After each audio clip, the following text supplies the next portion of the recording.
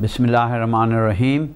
Once again, Mushtaq Ali is with you. Before the break, I was discussing the most important subject of diabetes and healthy living.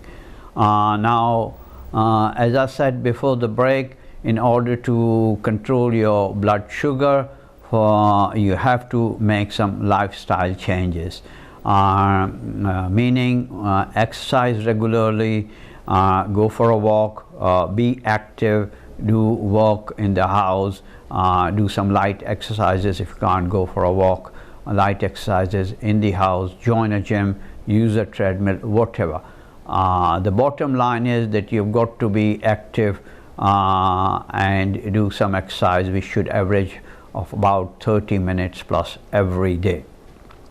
And don't lead a sedentary lifestyle, meaning you can't sit in front of the TV and watch TV for 4, 5, 6 hours and not to be active. That's highly unhealthy lifestyle, especially for people who are diabetic. Stop smoking and changing your diet. So coming back to how do you change, or what way you should change your diet, what you should eat, what you should not eat.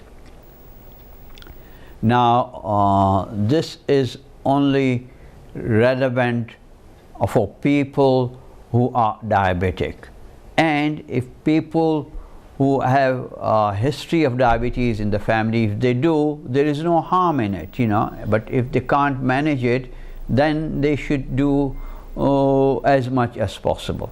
So firstly, you should eat less rice, less chapatis, food or chapatis and pita bread, food which are made out of flour, meaning chapatis, pita bread, white bread, so on and so forth. You can have brown bread, but you must check that what is the proportion of sugar and carbohydrate in that bread. The lower the carbohydrate, the better it is for you to control your blood sugar level, because carbohydrate, once you've taken that with the food, that carbohydrate will turn into sugar. So nowadays we are blessed, thank God, that everything we buy from the supermarket, if you look at the ingredients, it will show you the content there, how much protein is there, how much fat is there, how much carbohydrate is there, how much sugar is there. So anything and everything you buy must have very little sugar and minimum amount of carbohydrate. Some food stuff have very high carbohydrate. That is no good for you if you are a sugar patient. So eat less rice, less chapatis, stroke other food stuff made with flour, meaning samosas, meaning pakoras, meaning anything made out of flour, and just reduce as much as possible, or I would say stop eating refined sugar, chocolates, mithai, gatia, and anything made out of refined sugar.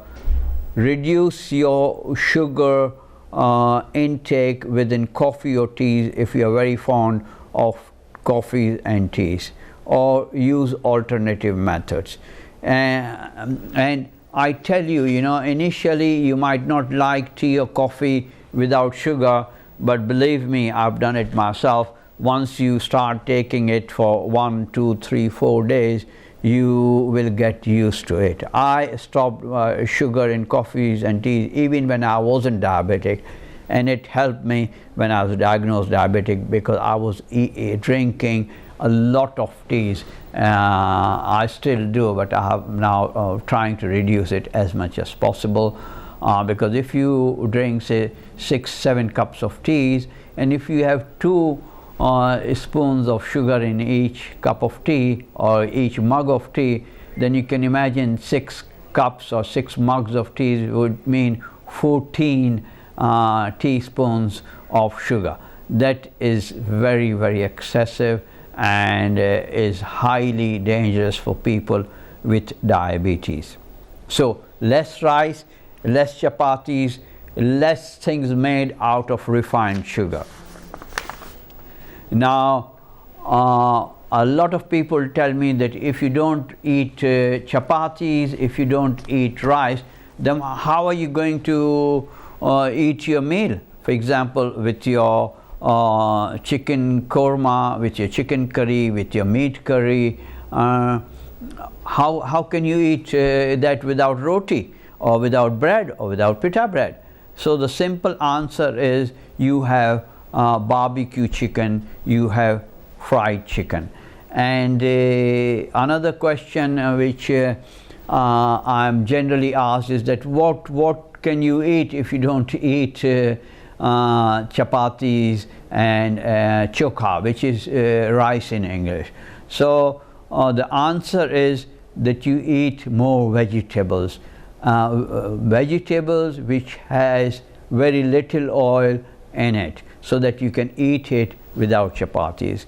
You eat more salads, because these are the two best things, because they have very little, salads have very little carbohydrate and sugar. So more vegetables, more salad. Also you can eat chicken, because chicken does not have any sugar in it, does not have any carbohydrate. You can eat lean meat. Lean meat meaning not meat which has a lot of charbie in it. So lean meat is good for you within limits, because red meat is not good for you because it increases your cholesterol level. And these things are important, because as you grow older, about 45, 50, 55, 60, you are more prone to illnesses, and it's important to control all your illnesses, or it's important to take precautions so that your risk of developing diabetes or heart disease is less. Other things which you can eat, or we should eat, are fruits. Amongst the fruits, the best fruits I have found are pomegranate, meaning anar, berries. All sorts of berries are very good for sugar patients. Strawberries, raspberries, blueberries, all berries are very good. You can eat apple, you can eat orange, but not too much. You can eat honeydew melon, the yellow melon, not watermelon. All these fruits are very, very good. And pears, you can eat pears as well, but obviously 1 or 2 at a time, depending on the size of the fruit. One fruit which I have found has high sugar level are bananas. So if you really like bananas, then you should have bananas which are not too ripe, and half a banana or quarter of a banana if you are a sugar patient. Also a food which is good for diabetic people is fish. Have plenty of fish which has omega in it, omega 3 and omega 6, and together with that you should have nuts. Example, walnuts. Walnuts are very good. Other nuts are good as well, but do check, as I said, do check the carbohydrate content and the sugar content of anything you buy from the superstore. Obviously a lot of us are fortunate enough that the wife comes, wife cooks the food for you and puts it on the table before you start eating, and you don't know how it's made. So that is why I pointed out that, you know, limit your intake of chapatis, limit your intake of rice. These two things have a lot of sugar. This is my personal experience, that when I limited my intake of chapatis and rice, I completely stopped rice and chapatis, and I still eat very little chapatis or rice. And I concentrated on vegetables, salads, fruits, chicken, lean meat, fish and nuts. Once I did that, my sugar level dropped considerably. Together with that, I was exercising on a regular basis, meaning I was going for walking at least 1 hour every afternoon, and that I did for about 6 to 8 months. Then I started going for walking twice a day, whenever I could manage, not every day, whenever I could manage. With the result that my sugar level started dropping.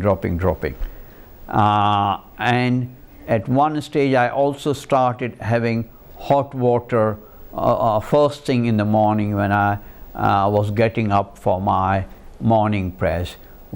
2 glasses of hot water. To start with, 1 glass of warm water and then another glass of warm water, which you can drink before eating anything, and allow 45 minutes to an hour before you have anything else.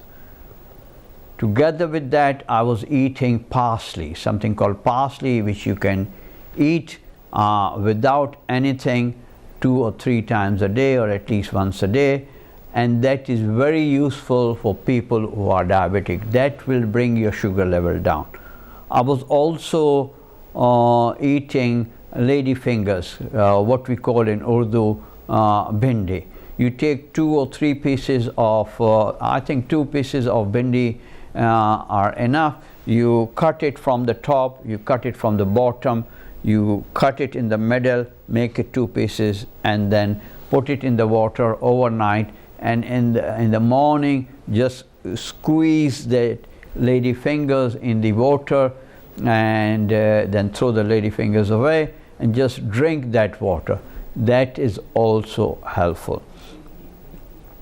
Also, another thing which you should do if you are diabetic is finish your evening meal at least 2 to 3 hours before you go to bed. Have your main meal say about 6 o'clock, 7 o'clock, if you're going to bed at 10 o'clock, 10:30 or 11. And after that, if you feel hungry after those 3 hours before you go to bed, have light snacks, meaning some nuts or some crackers. Also, stop eating all sorts of biscuits like chocolate biscuits and other biscuits, because a lot of biscuits generally have high sugar level and high carbohydrates. The biscuits which I eat are crackers, and those crackers have low carbohydrate and low sugar level. Together with that, try and give a gap between what you eat.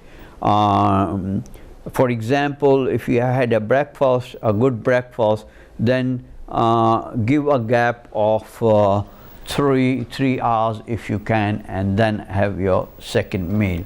And then give another gap of 3 hours, 4 hours, and have your third meal. But you must incorporate in your meals vegetable and salad. You should not have 3 very heavy meals. You should have only 1 heavy meal, and have a good breakfast, because breakfast it gets digested whilst you are active during the day. But evening meal should be taken early if at all possible. And if you do these things, you will see that your sugar level will reduce dramatically, and you will be less dependent on medication, because these things are important. And also, as I said, exercise is important. Together with exercise and diet, your sugar level is bound to go low, because the more you eat sugary stuff, the more sugar you have or more carbohydrate you have, then your sugar level is bound to go up, and you then have to take measures which will reduce your sugar level. So it's important that you do not take liberties, especially if you cannot control your sugar level with medication. Medication alone will not control your sugar level. This is an illness which is related to diet. So in the first and foremost instance, it has to be controlled by diet and exercise. Okay, if you can't exercise that much, then you keep taking your medication, but diet is very important as well. So all these three factors, if you adopt, then your sugar level will come under control. Otherwise, it will affect your eyes, and as I said earlier, it will affect other organs of your body. Now, as we know that overeating is also not recommended, and even our hadith says that you should not eat. Our Prophet ﷺ has said that do not eat so much that you do not have space for water. Leave some space, i.e. don't fill your stomach with 100% food. Leave some space so that you can have water after that, and even then you should have some space. Also, don't eat intermittently, don't eat or munch on a very regular basis, like you have had your breakfast and after breakfast, after half an hour, you start having other things. That is not a good habit. The more you control yourself regarding eating, the more healthy you will be. And this, believe me, this is a mindset that you cannot do it. Of course you can do it. Start thinking positively, start practicing it, then Allah subhanahu wa ta'ala is there to help you.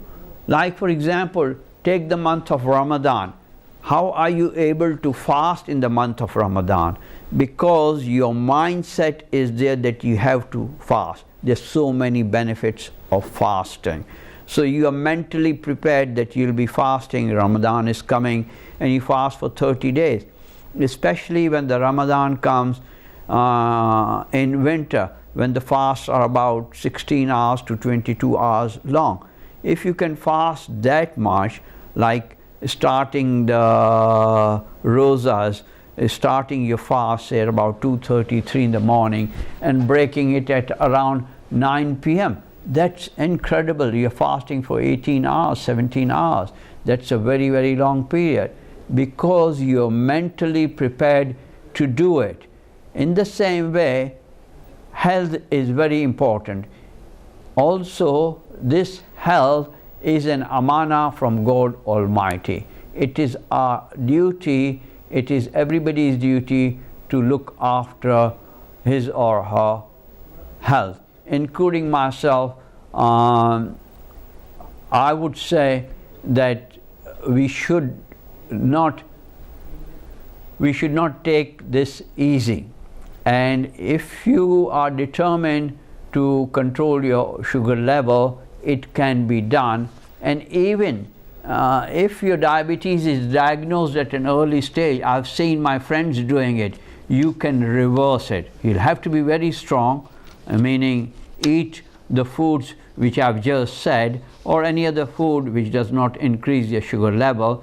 But this has been practiced by me in practical life, and that is why I'm so sure and I am giving this talk. Together with that, as you know, it's important to have a balanced diet. For example, in order to have full nutrients, six things are necessary that the body needs. You need protein for good health, which provides building blocks of the body and not just for muscle. Every cell from the bone to skin contains protein. Then you need carbohydrate and carbohydrate, and you don't particularly need sugar level. Carbs fuel your body, because if you are walking, if you are jogging, you need you burn your carbohydrates. But what we do is we just take too much intake of sugar and carbohydrates, which we do not burn enough. Also, you should have, I forgot to mention, that enough fiber in your food. But the salads you eat, the vegetables you eat will give you enough of fiber.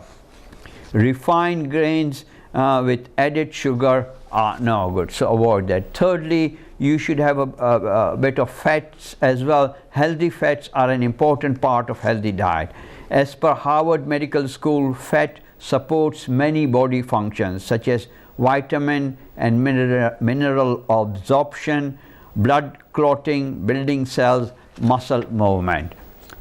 Important fat statements are as follows: including healthy fats in your diet can help to balance your blood sugar, decrease your risk of heart disease and type 2 diabetes, and improve your brain function, lower risk of arthritis, cancer and Alzheimer's disease. Unsaturated fats are good for the body, and you get that from omega-3 and omega-6, nuts, seeds, fish and vegetable oils like olive oil, avocado and flax seed. Avoid saturated animal-based fats, which you find in butter, cheese, red meat and ice cream. Have plenty of vitamins, because vitamins are for warding off diseases and staying healthy. Important vitamins are A, C, B6 and D. Vitamins are powerful antioxidants. Minerals are also very important. It helps to support body essentials for many body functions, building strong bones and teeth, regulating metabolism and staying hydrated. Also, one other important factor which I have not said as yet, that drink plenty of water. You can go for weeks without food, but good for you. So I urge you all to take precautions and lead a healthy life. My time is now finishing up, and I pray to God Almighty that it gives us that He gives us tawfiq to adopt all these measures and lead a healthy life. And I pray for all those people who are ill, who are distressed and depressed, that God Almighty gives them shafa. And for all our Maroons, we should recite a Surah Fatiha. Bismillahir Rahmanir Rahim. Alhamdulillah Rabbil Alameen. Ar-Rahmanir Rahim. Maliki Yawmiddin. Iyyaka na'budu wa iyyaka nasta'een. اهدنا الصراط المستقيم صراط الذين أنعمت عليهم غير المغضوب عليهم ولا الضالين. Till next time, Assalamu alaikum.